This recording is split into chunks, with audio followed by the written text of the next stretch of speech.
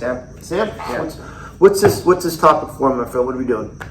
Basically, like, why you got into this career. Okay, talk better. Okay. So I got into this career, basically I like to walk the walk, talk the talk. I like to stay active, I like to stay healthy. That's my overall goal. By doing that, as a chiropractor, I can speak to people about exactly how to stay healthy. Obviously, adjustments to treatment, that takes time, and a career, meaning profession, you got to go to school, you got to pass classes, you got to do things like that. But again, what's the long-term goal? I just talked to someone yesterday about they wanted to go to school. I forgot it before, but what's the long-term goal of school? You know, school's never easy. School's always tough. Right. But can you get through in the understanding what's your purpose down the line, so long-term you have a career, a passion that actually enjoy doing? That's the long-winded answer. Okay. It's basically just like you want to be there to help people to be healthy, stay healthy. To stay healthy, that's the goal. Yeah. Being healthy, getting someone healthy is a short-term process. May sometimes takes a couple months, maybe even 3 or 4 months. Once they're healthy, how can they stay healthy? That's the goal. My best patients are ones that actually stay healthy. They come back more for checkups, and they refer people in my office because they understand what their story was, but also how it can help other people too. Yeah. Before like getting into like the joint and like your other practice, what other jobs have you held in the past? I've been a chemist. I've been a lifeguard. Those are probably my major jobs, I think. What else? Teacher. I was a teacher. I didn't like that at all. Those junior high kids, could not handle the hormones, I guess. Yeah. Those are my major probably careers from high school, out of college, and even post-college too. So yeah, those are probably my three. Again, lifeguard, taught junior high math and science, and also as a chemist. What did you do as a chemist? I worked in Corona, mixing, basically, like it was quality assurance. So things were already done, but more of testing what was going on with the products. It was more of a drug company. It was a job, wasn't a career. Oh, okay. So when you talk about a job versus a career, what do you want to do long term? And when you do that, when you do what you love and what you're passionate for, you enjoy doing it no matter where you are, what you're doing. Right. I mean, I do have other positions too. That's why I like to multitask. But when you do that, then some people say, which I do, is my favorite day of the week is almost Monday. Because Monday I know when to go see my patients, get back to my routine during the week. How's everyone doing? Get back to what I love to do. And I've done it for about 22 years now. Crazy. I'm like 110 years old. It's crazy. I don't know. In a typical day, what skills and abilities do you feel like are the most important? My biggest thing is my typical day, how to start my day, get my day started is mindset. How do you get this here ready to see patients? A lot of people will see a doctor, a chiropractor, medical doctor, any type of healthcare, but a lot of it is how do you present yourself to your patients? Do you have a good attitude? Are you positive? Are you open to what they're talking about? Communication. So I work out 7 days a week. I go to 3 days a week. I do at 5:30. Actually, we start a class at 5:30. I get up at 4:15 to work out to get myself ready to work out. Other days, during the week, I get up by 5:30 to get up a little bit later. But I work out every day. By working every day, gets my mind and body ready to do what I want to do. When you work out, there's endorphins that make your body actually feel good.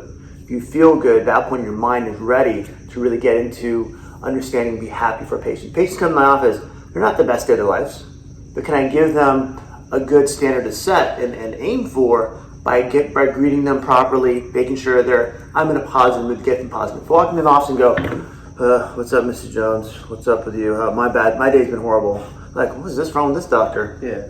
So you want to make sure you're going in with a positive attitude. This is good because they want to know who you are first. You want to make sure that you're a good person.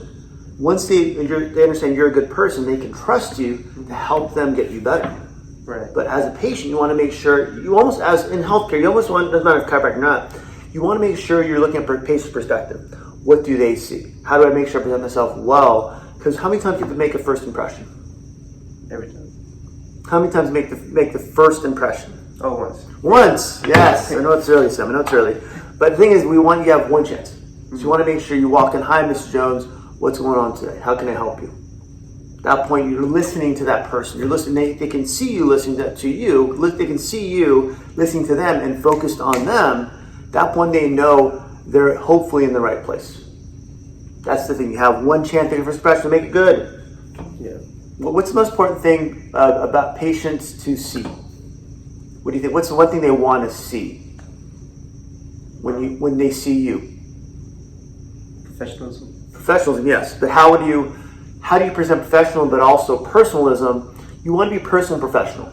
You want at the same time. I always walk into seeing a patient and I smile. Right. Big smile, small, whatever it is. When you smile, it shows that you're there for them. You're opening up yourself, and you're not being closed off. You're being more open to them to make sure they see that, so they can open up to you. And they're making it personal, but also professional at the same time. Okay. I have a lot of patients that I'm friendly with, but not their friend. Make sense? Yeah. That's what we do. All right. What else, sir? What are the things you like the most about your job? I like seeing people. I like communication. Huge. I like to be able to communicate with them. I like to get them better, but see them get better. See their mind go, wow, this actually does work. Wow, I'm so amazed how well I'm doing. I can go back lifting weights again. I can go back to sleeping better. I want to see those results long term, but short term, when they see that wow, it actually does work. I had one patient telling me, she's a real nice lady, she comes in her second visit, and she had a bad back problem for a long time, a little older lady. She goes, I'm very concerned. I'm like, oh no, what happened? I'm thinking bad results, right? Right. Her perception of concern was she was feeling so much better, she was so curious why it was better. I'm like, why didn't you tell me initially? Freak me out. But that because and as in healthcare, you're never going to have 100% results all the time. Right. People that don't get better, find out why. You may have caused an issue too, based on your treatment. Maybe something that happened. Maybe something that they didn't tell you about that may have caused more of a worse issue. That's going to happen. But can you have that friendly personal relationship with the patient, professional and personal, so they don't go, I'm going to go see that doctor. They go, nah, he made a mistake. It's going to happen once in a while. I have patients that come in, I go, hey, you're not getting better, get the MRI. They get the MRI, comes back to the doctor, I need surgery. I'm like, I'm so sorry. Like, no, I'm glad. They go, I'm glad you caught that. I would have never gotten the MRI unless you told me to. So they're on my side, even though I'm like, oh God, what did I miss? Mm-hmm. So that's one thing, when you have that relationship with the patient, at that point they trust you, good or bad, the results. What else, sir? What are the most challenging aspects of your job? It's sometimes not knowing exactly what the patient results might be based on their x-rays, their exam, not knowing the whole history. Sometimes you have things that are iffy that we treat, that I have no problem treating because I have good malpractice insurance, I'm fine. Kidding. But a lot of it is, can we give people a chance to get better? Mm-hmm. I tell people up front, like, hey, if someone's iffy if they're a chiropractic patient or not, I always go, hey, I'm gonna give you 2 weeks of care. So you do. If I don't see improvement within 2 weeks, I'm sending you out for the MRI. I'm sending you out for some other type of specialist to make sure you get the right care for you. So that's my disclosure per se, because I want to make sure the door's open. I'm not going to say I'm going to fix everything under the sun. No, that's unrealistic. That's ego. I'm old enough. I don't have an ego anymore. What else, my friend? What is the key to establishing an entry-level position? It's getting through school. That's the key. And when you're in school, the number one thing, and when I say kids, students don't understand, when you're in school, it's your best time to network with other students, but also doctors in your area. Mm-hmm. I mean, back when I came out of school, there was no World Wide Web. Mm-hmm. There was no Facebook. There was no Instabook, Facegram, YouTube, all that stuff too. You had Yellow Pages. You know what Yellow Pages are? Yellow Pages? Oh my God, Sam. It's this history of communication. Yellow Page was this big book you'd get every year from the city, I think it was city or county, and it had every business in the area. Oh. So it was alphabetically ordered. So some people would go, their AAA was what? Because they would be first in line in that category. Right. So we're in office, and I took my alumni list from my school, took like Yellow Pages in my area, and said, okay, how do I match these up? What doctors do I know that are in my area? That was my icebreaker. I'm going to your school now. I'm a first term student, chiropractic student. I want to come and volunteer. Mm-hmm. I want to shadow. No charge. I don't want to charge anything. I just want to make sure I can shadow and learn what you learn. So you're not a threat. Right. When you volunteer, you build a reputation with that doctor or that staff, so you know, hey, when he comes out of school, I want to hire him. Because at that point, it's the best time to get your experience in there by shadowing and interning. Gives you that door in that doctor, so you get to know who you are. If you didn't work with that doctor, but then they may know someone who down the street who needs a doctor. And even not even that, my financial advisor got me to where I am now with the place I work full time. But again, having these connections in your area allows you to hear, hey, someone needs a chiropractor. You want to go interview? I'm like, perfect, yeah, sure. But they get to know you first. So having a good reputation is the key when you're going through school to get that job lined up per se into a position. You want to almost aim for that. Say when you're starting school, where do I want to work? Who do I want to work for? Who can I volunteer with to make sure I get that entry level position? Okay. Cool. Yeah. What else?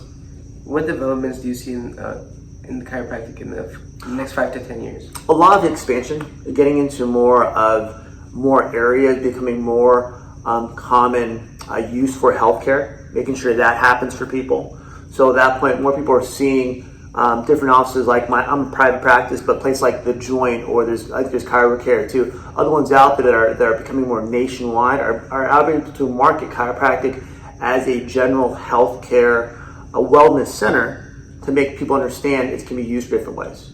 As a private office, I have a very minimal budget to market. Right.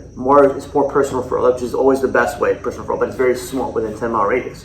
When you have national companies going out there marketing for you, people go, hey, I saw this, do you guys offer this? I saw there's chiropractic is available. Do you offer? Insurance is becoming less and less paying for chiropractic, a lot more out of pocket, but people are willing to pay for that quality type of care to get themselves well and stay well, not just get medication all the time. So that's our niche, is we don't medicate. We're natural health care. We want you getting healthy naturally, so you can stay that way for the rest of your life. You're not Tylenol deficient. Yeah. So how do you stay healthy naturally? That's our overall goal. Yeah. What do you see as the best opportunities for people entering? A lot of it is finding places like I said, national places like The Joint, for example, or other companies like that may give you, if you can't find a private practice, gives you an in to get the experience. So getting the experience in there, and as a chiropractor, getting to adjust people every day gives you experience to actually learn how different people work. I mean, becoming an expert in your field, any field, that chiropractic or something else, is really about getting more knowledge and experience in your field. Knowledge through school, maybe through seminars, but experience is getting your hands on people. Literally, that's what we do. We adjust people literally. So we want to make sure you get enough people in the body to get that experience. And once you get your license, to get out there and see people. So if I was to have an intern there, I would go, hey, go and work somewhere. A lot of CPAs do this. Go and work for H&R Block because they have great training. Go get your experience, and then come back and work from your private practice. A good way to get your residency done or experience is somewhere else, then come in and then buy into practice or partnership or start your own, because now you have the experience to run it well right off the bat. What professional organizations do you belong to? I don't do a lot. I used to do the chamber stuff, but a lot of just chiropractic. Just chiropractic. That's it. I try to stay very local and tunnel vision for patients. That's it. What publications would you recommend? A lot of it is going to be, I want to say publications, meaning for me more podcasts or videos, finding doctors. If you want to be chiropractic, for example, or any field at all, what doctors are doing it now that are putting information out there on YouTube, on Facebook, and Instagram, wherever you want to look at your social media. At that point, what are they doing now? How are they presenting themselves, and learning how they present themselves, and maybe mimicking or copying or shadowing that type of communication. If they have a lot of these that are for a long time, what are they doing right that I can start doing now in school, get myself ready so when I come out of school, I already have a reputation on social media, because that's where people go now, right? No more yellow pages, they're dead. So go to social media to actually find the good chiropractors, because they have enough stuff out there. That's the key. What advice would you have for me if I were to go look for a job in this field? Right now is go and volunteer. Go and volunteer, go and volunteer, go and volunteer. At that point, shadow, intern. Find ways to get into an office by volunteering, and then they get to see who you are. Then when an opportunity comes, then they can hire you. Or again, knowing someone down the street that may need a job. Hey, this doctor went out, he's going to go on disability for a while, he's injured, can you go and work for him? Boom. It's going to happen, but you need to stay in the field you want to work, maybe chiropractic or something else. How can I get into an office and just go and volunteer? And again, you're going to have to, law of averages, you're going to have to go in and maybe ask 10 offices, private offices, and maybe 2 or 3 will say, yeah, come and volunteer. Mm-hmm. And you may go and be like, I don't like this place. You go to the other one. But you need to ask 10 doctors, 10 offices to get the 1 or 2. can ask one and go, oh, didn't say, they said no, so never mind, I'm done. Yeah. Find something else to do. No, you have to be resilient to ask enough offices to get that experience. Yeah. Yeah, that's what we do. Nothing else, Sammy? No, that's it. Well, thanks for watching, guys. Hope that helps you understand. Again, Sam's going to score now, Cal Poly. He's trying to. LaVerne. Oh, sorry, LaVerne. Sorry, that was one of the options before when he was looking at schools. So a lot of it at LaVerne is how do you get into a field when you're going to college, looking at your post college. What do you want to do? What's going to actually be in there? And if you want to kinesiology, it gives you ability to get into a physical therapy, chiropractic, even a DO field too, help people on one-on-one and physically help them. So thanks for watching, guys. Have a good day.